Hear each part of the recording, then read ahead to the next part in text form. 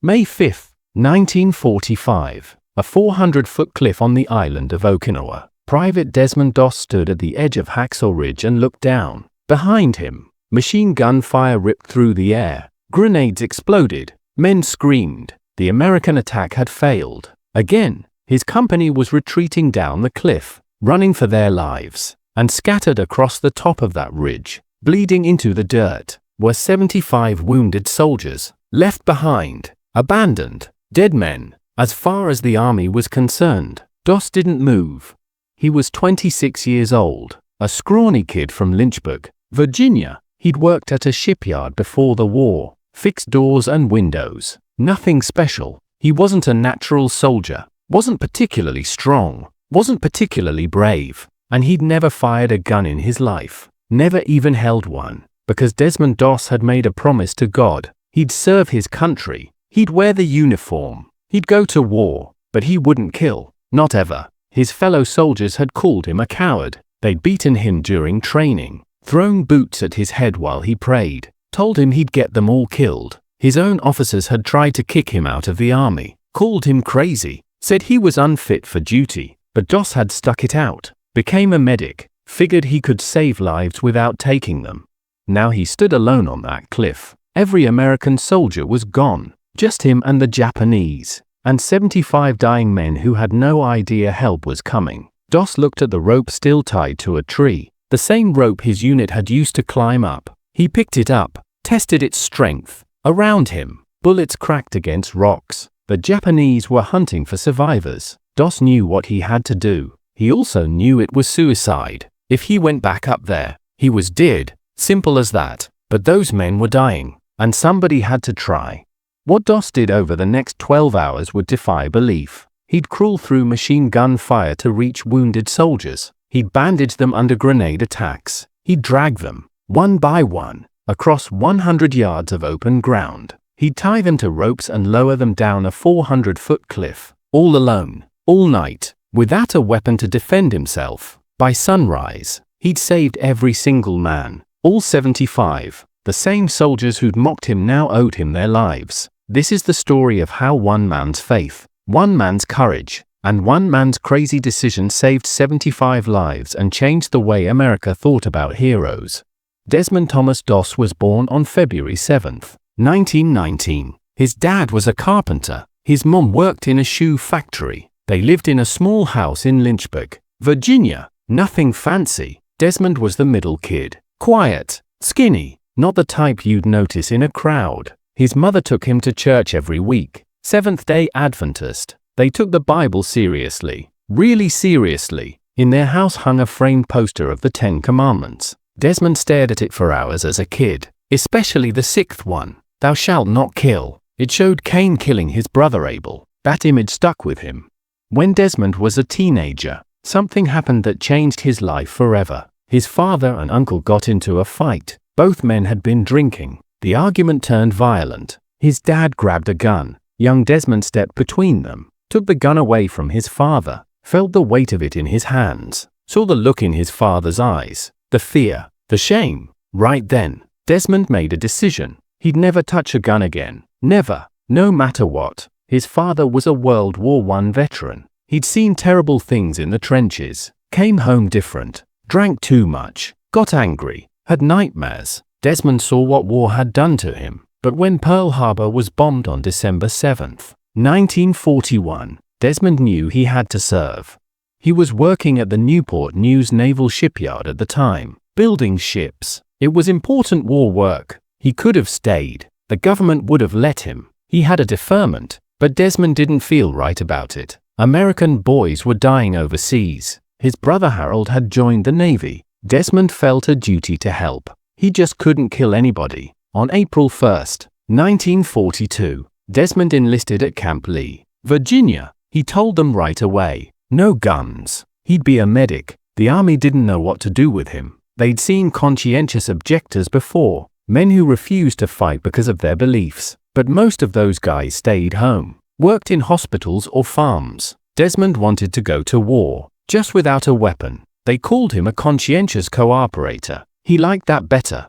In 1942, Desmond married a nurse named Dorothy Schutte. They'd met at church. She was beautiful, kind. She supported his beliefs even though she worried he'd never come home. After the wedding, Desmond shipped out to Fort Jackson, South Carolina for basic training. He was assigned to the 77th Infantry Division, 307th Infantry Regiment, Company B. His new unit took one look at him and saw a problem. Doss was small, maybe 140 pounds soaking wet, quiet voice, refused to touch a rifle, and he wouldn't train on Saturdays. That was his Sabbath, day of rest. The other soldiers couldn't believe it.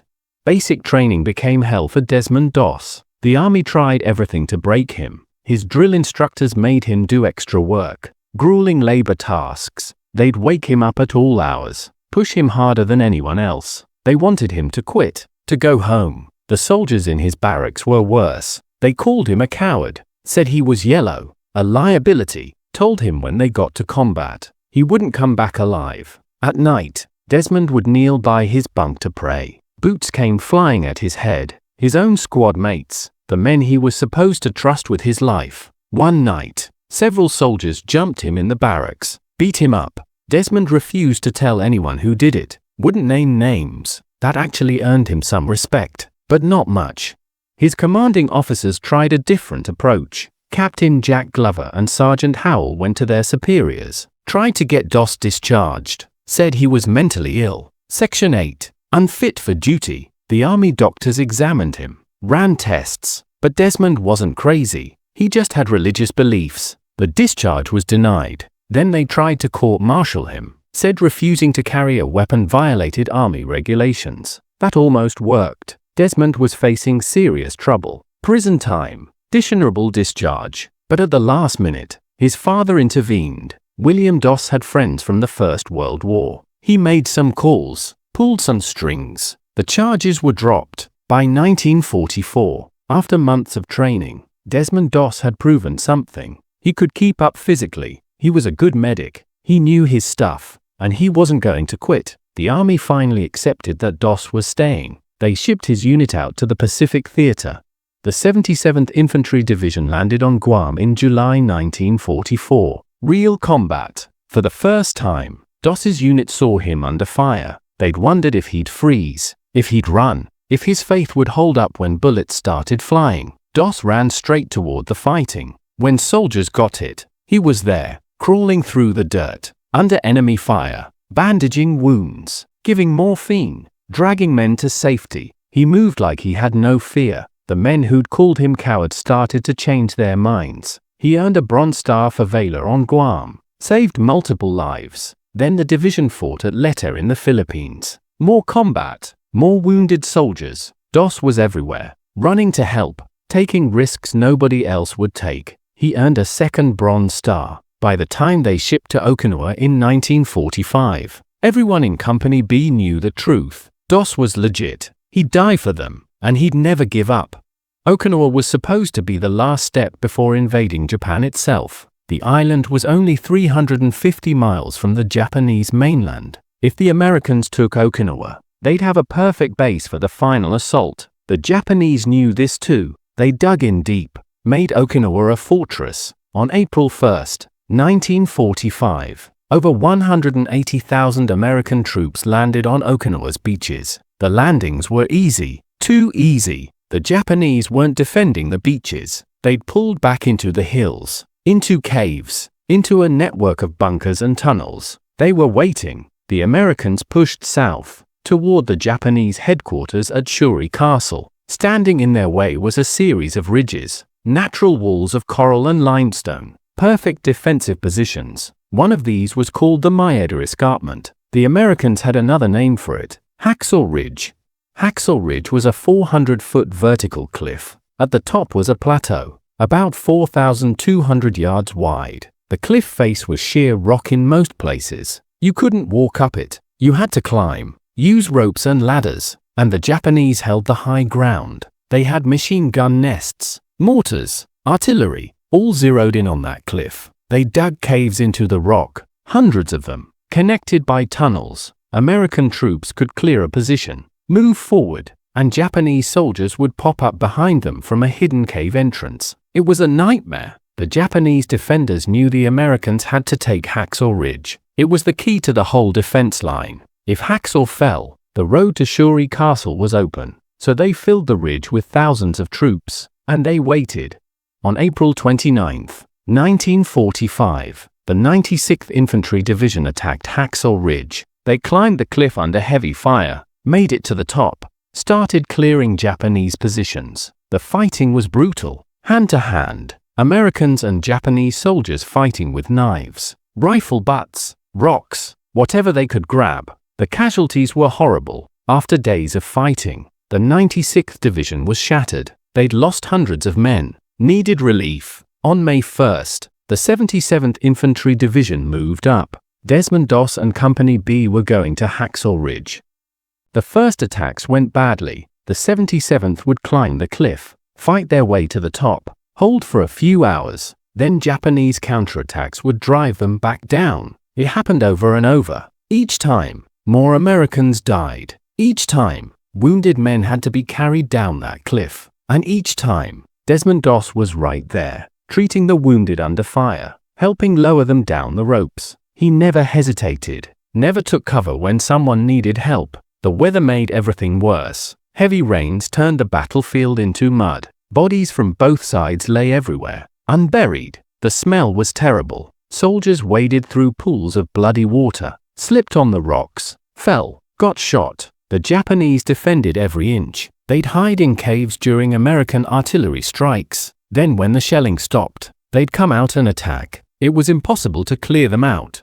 By May 4th, the 77th Division had lost hundreds of men at Hacksaw Ridge. Company B was down to a fraction of its original strength. Officers were being hit constantly. In one 36-hour period, the battalion went through 8 company commanders. Most of them were wounded, some killed. The ridge had become a meat grinder, but the Americans kept attacking. Had to. Hacksaw Ridge was the key to the whole battle. On May 5th, Company B made another assault, climbed the ropes, fought their way to the top. This time, they pushed deeper than before, actually took some ground, hold positions. For a few hours, it looked like they might succeed. Then the Japanese counterattacked.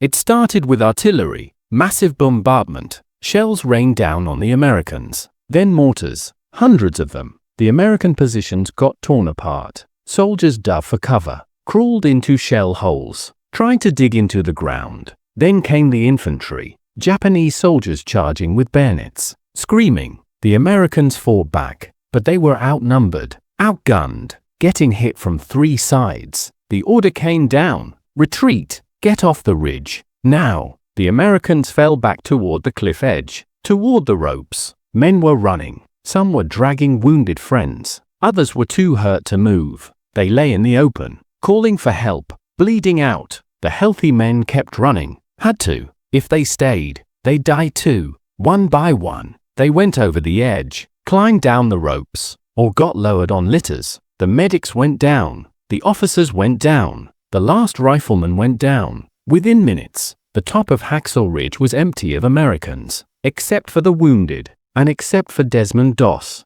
Doss had been treating casualties during the retreat, bandaging guys as they fell back, giving morphine. He looked around and realized everyone was gone, just him, and maybe 75 wounded men scattered across the ridge. Some were in shell holes, others lay in the open. A few had crawled toward the cliff but couldn't make it. They were calling out, screaming for medics. Japanese soldiers were moving through the area, checking bodies, shooting survivors, throwing grenades into holes. Doss could hear his captain yelling from below, "Get down here! Leave them! Save yourself! We'll come back tomorrow." But Doss knew the truth. Tomorrow would be too late. These men were dying now. Some had minutes left, maybe less. If somebody didn't help them right now, they were dead, all of them.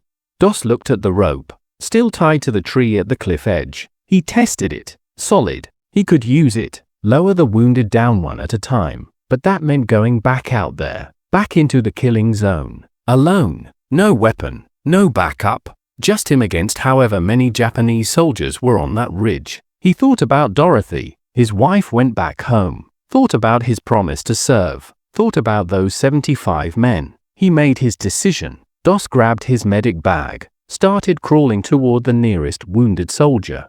The Japanese were everywhere. Doss could see them moving between the rocks, hunting. He stayed low, crawled on his belly, slow, quiet. The first wounded man he reached had been shot in the stomach. Bad wound, losing blood fast. Doss worked quickly. Bandage, pressure, sulfur powder to prevent infection, morphine for the pain. Then he grabbed the soldier under the arms, started dragging him backward, toward the cliff, 100 yards away. Every foot was agony. The soldier was heavy, dead weight. Doss's arms burned. His back screamed. He pulled anyway, inch by inch. Japanese machine guns opened up. Bullets zinged past his head. Doss flattened himself, waited. The fire shifted away. He kept pulling.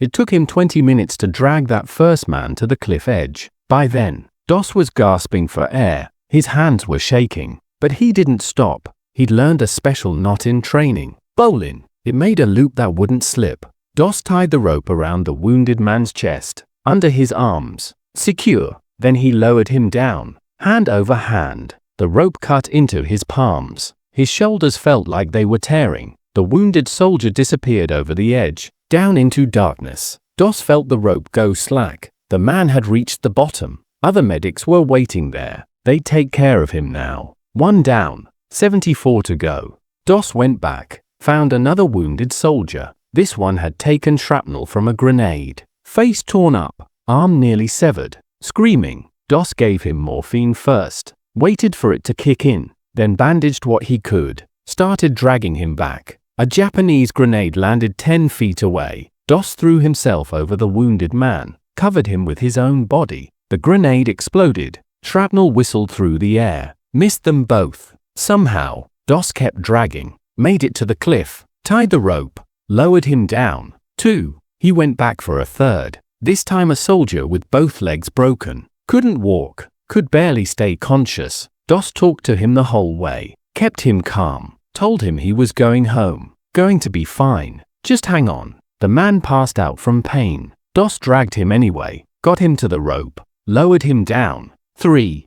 Hour after hour, Doss worked. He moved like a machine. Find a wounded man, treat him, drag him to the cliff, lower him down, go back for another. Every trip was a coin flip. Would the Japanese see him? Would a sniper get him? Would he step on a mine? Would a grenade get lucky? But Doss didn't stop to think about it. If he stopped to think, he'd realize how insane this was, and he'd quit. So he just kept moving, crawling, dragging, lowering. His body was breaking down. His hands were raw meat, bleeding. His back felt like someone was stabbing him. His legs were cramping. But every time he thought about stopping, he'd pray, "Lord, help me get one more, just one more. Then I can rest." And he'd find the strength. Somehow, the Japanese started to notice something was happening. Bodies were disappearing. Wounded Americans were vanishing. They sent patrols to investigate. Doss hid in shell holes, pressed himself into the ground,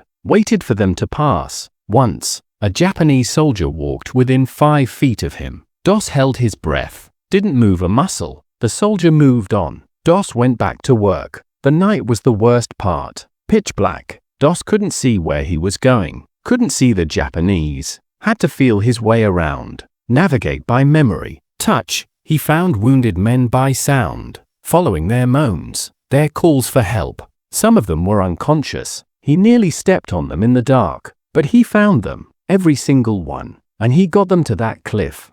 By dawn on May 6th, Desmond Doss had been working for 12 hours straight. He hadn't eaten, hadn't had water. His body was running on fumes. And faith. The last wounded soldier was the hardest. The man was 200 yards from the cliff, deep in Japanese-held territory. Doss had to cross the entire battlefield to reach him. Alone, in daylight. Japanese soldiers were awake now, moving around. Doss waited for a mortar barrage, used the explosions as cover, crawled forward during the smoke, froze when it cleared, crawled again. It took an hour. Finally, he reached the man, bullet wound in the chest, sucking chest wound, one of the worst. The man was drowning in his own blood. Doss worked fast, bandaged the wound, sealed it, started dragging him back. A Japanese machine gunner spotted them, opened fire. Bullets tore up the ground around them. Doss dove into a shell crater, pulled the wounded man with him. They landed hard. The man screamed. Doss held him, waited for the firing to stop. When it did, he peeked out, saw Japanese soldiers advancing, coming to check if they'd hit anyone. Doss had no options left, no weapon, nowhere to run. He prayed harder than he'd ever prayed in his life. The Japanese soldiers came closer, 20 feet, 10 feet. Then American artillery opened up. Shells screamed overhead, landed right on top of the Japanese position. The enemy soldiers scattered, ran for cover. Doss didn't question it. He grabbed the wounded man, started dragging, made it back to the cliff, lowered the final soldier down. 75. All of them. Doss collapsed. His body gave out. He lay at the edge of that cliff, gasping. Everything hurts. He couldn't move, couldn't think. Below him, other medics were treating the wounded, getting them onto stretchers, sending them to field hospitals. Above him, the sun was rising over Okinawa. Doss had done the impossible, saved 75 men, alone, without firing a single shot. When the rest of Company B heard what happened, they couldn't believe it. 75 men? One medic? No way. But then the wounded soldiers started talking, told their stories, how Doss had found them, dragged them, saved them. The story spread through the division, then through the whole army. Desmond Doss became a legend overnight.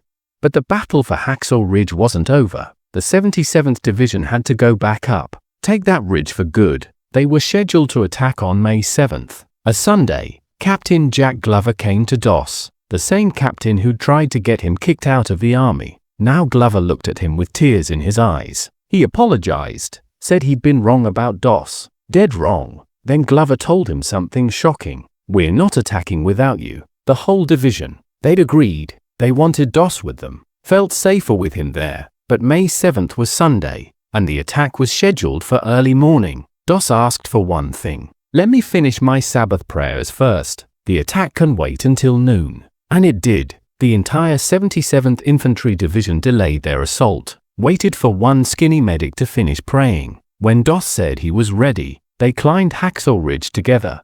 This time, the attack succeeded. The Americans took the ridge, hold it, pushed through. The Japanese defense started to crumble, but the fighting was brutal. On May 21st, 1945, Doss was treating wounded soldiers when a grenade landed next to him. He tried to kick it away. It exploded. Shrapnel tore into his legs, his side, blood everywhere. Doss pulled out his medical kit, started treating himself, bandaged his own wounds while other men watched in amazement. Finally, other medics convinced him to get on a stretcher, let them carry him out. They were taking him down the cliff when Japanese soldiers staged one more attack. A sniper shot at the stretcher bearers. The bullet hit Doss in the arm, shattered the bone, compound fracture. He fell off the stretcher, could have called for help, could have yelled for another medic. Instead, he saw a soldier nearby with worse wounds, told them to take that guy first. He'd wait.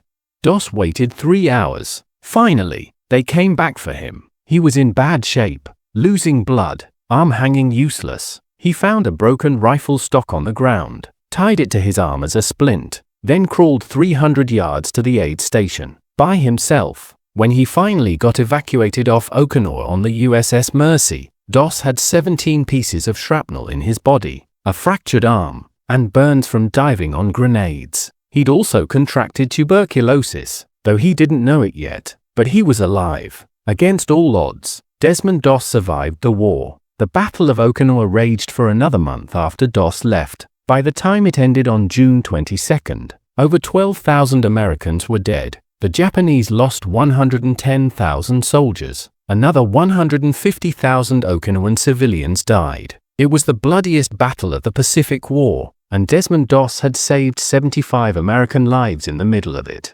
On October 12, 1945, President Harry S. Truman held a ceremony on the White House lawn. He presented Desmond Doss with the Medal of Honor. Doss was the first conscientious objector in American history to receive the nation's highest military award. Truman shook his hand, looked him in the eye, said, "I'm proud of you. You really deserve this. I consider this a greater honor than being president." Doss went home to Virginia, a hero, but the war had broken his body. In 1946, Doctors diagnosed him with tuberculosis. He'd caught it in the Philippines. The treatment was brutal. They removed 1 lung, 5 ribs. He spent 5 years in hospitals, lost most of his hearing after an antibiotic overdose in 1976, lived with constant pain his entire adult life. But Doss never complained, never regretted his service. He married Dorothy, had a son named Tommy. They lived on a small farm in Georgia, raised vegetables. Desmond did odd jobs when he could, but mostly, he lived quietly, didn't talk much about the war. When people asked him about Hacksaw Ridge, he'd say the same thing every time. I was just doing my job. Anybody would have done it. Dorothy died in 1991 in a car accident. Doss remarried a woman named Frances. They had a few good years together. Desmond Doss died on March 23, 2006. He was 87 years old. He was buried at Chattanooga National Cemetery with full military honors. His tombstone reads simply, Desmond Thomas Doss, Corporal, Medal of Honor, World War II. The men he saved never forgot him. For the rest of their lives, they'd tell their children and grandchildren about the medic who'd crawled through hell to bring them home. The man who'd kept praying, kept me getting one more, until everyone was safe. Captain Jack Glover, the officer who tried to kick Doss out of the army, later said this: he was one of the bravest persons alive, and then to have him end up saving my life was the irony of the whole thing. Another soldier, Carl Bentley, put it differently. It's as if God had his hand on Doss's shoulder. It's the only explanation I can give. Maybe that's true. Maybe divine intervention kept those bullets from hitting Doss, kept him alive long enough to save 75 men. Or maybe Desmond Doss just refused to quit, refused to leave anyone behind, refused to compromise his beliefs even when everyone said he was crazy. Maybe that kind of courage doesn't need a supernatural explanation. Maybe it just needs faith in God, in yourself, in doing what's right even when it's impossible. The 77th Infantry Division suffered 2,000 casualties taking Hacksaw Ridge and the surrounding area. They killed over 7,000 Japanese soldiers. The ridge was one of dozens of battles that made Okinawa the deadliest campaign of the Pacific War. But in all those battles, all that death and horror, one story stands out. One man who saved 75 lives without taking a single one. Desmond Doss proved something that day on Hacksaw Ridge. Proved that courage doesn't require a weapon. That faith can be stronger than fear. That one person, doing what they believe is right, can change everything. His fellow soldiers learned it. The Army learned it, and America learned it.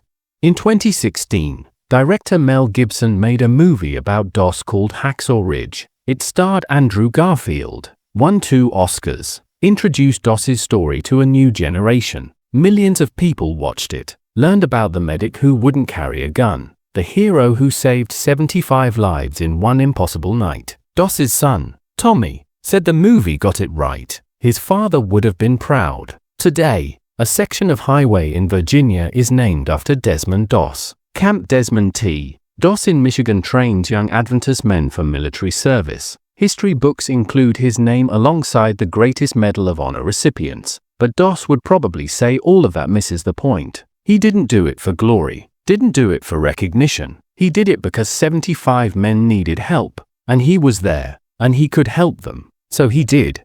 Desmond Doss saved 75 men on Hacksaw Ridge. 75 sons, brothers, husbands, fathers. Each one of them went home, got married, had kids. Those kids had kids. Today, there are thousands of people alive because Desmond Doss spent one night crawling through hell, praying for the strength to save just one more. That's his legacy, not the medals, not the movies, the thousands of lives that exist because one man refused to give up. Thanks for watching. Next time, we'll be looking at another impossible story from World War II, the bomber crew that flew home with half their plane shot away. If you enjoyed this video, hit subscribe, drop a comment about Desmond Doss below, and remember, sometimes the greatest heroes are the ones who refuse to fight.